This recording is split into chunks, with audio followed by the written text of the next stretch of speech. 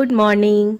Thought of the day में आज की मेहनत और लगन आने वाले कल की सफलता की बुनियाद को मजबूत बनाती है।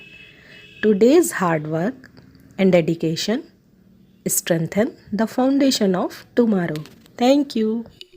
शुभ प्रभात। आज का शब्द है स्पिल, SPILL। इसका अर्थ होता है फैल जाना या छलक जाना। बच्चों, अब इसका वाक्य में प्रयोग करते हैं। The milk spilled across the floor.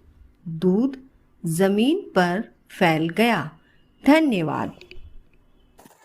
नमस्कार। प्रस्तुत है आज की पहेली। आज की पहेली है, वह कौन सा फूल है जो कभी खिलता नहीं है? सोचिए इसका उत्तर। जी हाँ, इसका उत्तर है अप्रैल फूल। धन्यवाद। नमस्कार। History of the day. खोलें आज 18 अप्रैल के इतिहास के पन्ने। 1859 में आज ही के दिन 1857 विद्रोह के नेता तात्या टोपे को फांसी दी गई। 1991 में आज ही के दिन केरल भारत का पहला पूर्ण साक्षर राज्य घोषित हुआ। धन्यवाद। सवेरे का नमस्कार। वक्त है विशेष का और आज के विशेष में हम चर्चा करेंगे तात्या टोपे जी के विषय में। तात्या जी का जन्म महाराष्ट्र में नासिक के निकट येवला नामक गांव में हुआ था। इनकी जन्म तिथि 16 फरवरी 1814 मानी जाती है। इनका वास्तविक नाम रामचंद्र पांडुरंग राव था, किंतु लोग इन्हें स्नेह से तात्या के नाम से पुकारते थे। सन 1857 के महान विद्रोह में उनकी भूमिका सबसे महत्वपूर्ण, प्रेरणादायक और बेजोड़ थी। सन 57 के विद्रोह की शुरुआत 10 मई को मेरठ से हुई थी। जल्द ही क्रांति की चिंगारी समूचे उत्तर भारत में फैल गई। विदेशी सत्ता का खूनी पंजा मोड़ने के लिए भारतीय जनता ने जबरदस्त संघर्ष किया।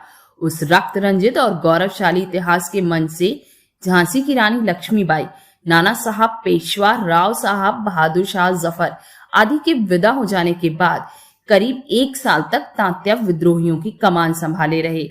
7 अप्रैल 1859 को तात्या शिवपुरी गुना के जंगलों में सोते हुए धोखे से पकड़े गए। बाद में अंग्रेजों ने शीघ्रता से मुकदमा चलाकर 15 अप्रैल 1859 को राष्ट्रद्रोह में उन्हें फांसी की सजा सुना दी और 18 अप्रैल की शाम ग्वालियर के पास शिवपुरी दुर्ग के निकट क्रांतिवीर तात्या टोपे जी को फांसी दे दी गई। पर्सी क्रॉस नामक एक अंग्रेज ने लिखा है, भारतीय विद्रोह में तात्या सबसे प्रखर मस्तिष्क के नेता थे। उनकी तरह कुछ और लोग होते तो अंग्रेजों के हाथ से भारत को छीना जा सकता था। आज के लिए इतना ही। धन्यवाद।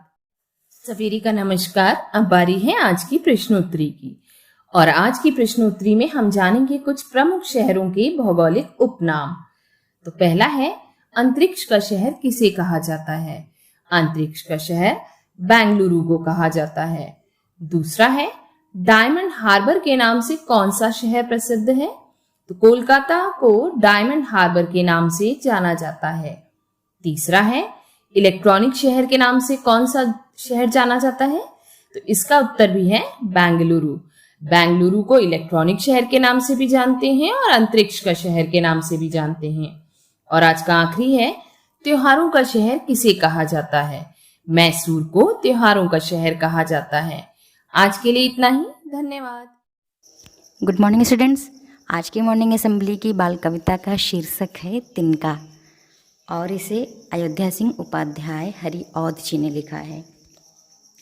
मैं घमंडों में भरा ऐंठा हुआ, एक दिन जब था मुडेरे पर खड़ा, अचानक दूर से उड़ता हुआ, एक तिनका आँख में मेरी पड़ा। मैं झिझक उठा हुआ बेचैन सा, लाल होकर आँख भी दुखने लगी। मूठ देने लोग कपड़े की लगे, ऐंठ बेचारी दबे पाँवों भागने लगी। जब किसी ढप से निकल तिनका गया, तब समझ ने यूँ मुझे ताने दिए। ऐंठता तू किस लिए इतना रहा, एक तिनका है बहुत तेरे लिए। Thank you. नमस्कार। आज की हमारी कहानी है बेवकूफ बकरी की। आइए कहानी शुरू करते हैं। एक बकरी के पीछे शिकारी कुत्ते पड़े हुए थे। बकरी जान बचाकर अंगूरों की झाड़ी में घुस गई। कुत्ते आगे निकल गए। बकरी ने निश्चिंतता पूर्वक अंगूर की बेलें खानी शुरू कर दी और जमीन से लेकर अपनी गर्दन पहुँचे उतनी दूरी तक के सारे पत्ते खा लिए। पत्ते झाड़ी में नहीं रहे। बकरी के छिपने का सहारा समाप्त हो गया। कुत्तों ने उसे देख लिया और मार डाला। इस कहानी से हमें यह शिक्षा मिलती है कि सहारा देने वाले को जो नष्ट करता है उसकी ऐसी ही दुर्गति होती है। मनुष्य भी आज सहारा देने वाली जीवनदायिनी नदियाँ, पेड़ पौधों, जानवर, गायें, पर्वतों आदि को नुकसान पहुंचा रहा है और इन सभी का परिणाम भी अनेक आपदाओं के रूप में भोग रहा है। धन्यवाद। नमस्कार। आज मोटिवेट योर सेल्फ का विषय है एक बड़ी जिम्मेदारी।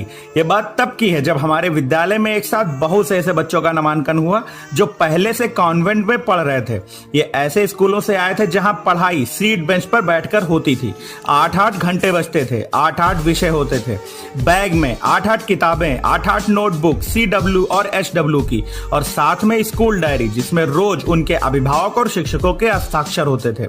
हमारे बच्चे मैट पर बैठते थे और हमारे यहाँ ये सब कॉन्वेंट वाली सुविधाएं तो नहीं थी, पर हम शिक्षकों के अपने कार्य के प्रति समर्पण और कुशलता ने उन्हें कभी ये अंतर महसूस नहीं होने दिया और हमेशा उन्हें इस बात का गर्व महसूस कराया कि वे हमारे विद्यालय के छात्र हैं।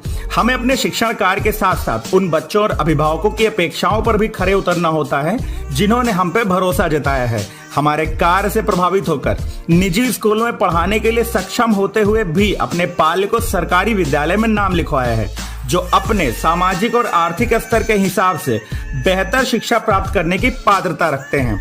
किसी भी परिस्थिति में उनके मन में ये विचार ना आने पाए कि उन्होंने सरकारी स्कूलों में आकर कोई गलती कर दी, क्योंकि किसी का भरोसा हासिल कर पाने में बहुत समय लगता है लेकिन टूटने में पल भर भी नहीं लगता। वर्तमान समय में हमारे विद्यालय तमाम संसाधनों जैसे प्रिंट समृद्ध वातावरण, बाला सीट्स आदि से सुसज्जित भी हो रहे हैं और स्मार्ट भी। अब जो मध्यम और सक्षम वर्ग के बच्चे हमारे सरकारी विद्यालयों में वापस पढ़ने आ रहे हैं, यह सिर्फ हमारे लिए सम्मान की बात ही नहीं बल्कि एक बड़ी जिम्मेदारी है। यह सम्मान और भरोसा ही बेसिक को ऊंचाइयों पर ले जाएगा। धीरे धीरे ही सही परिवर्तन जरूर आएगा। धन्यवाद। आपका दिन शुभ हो।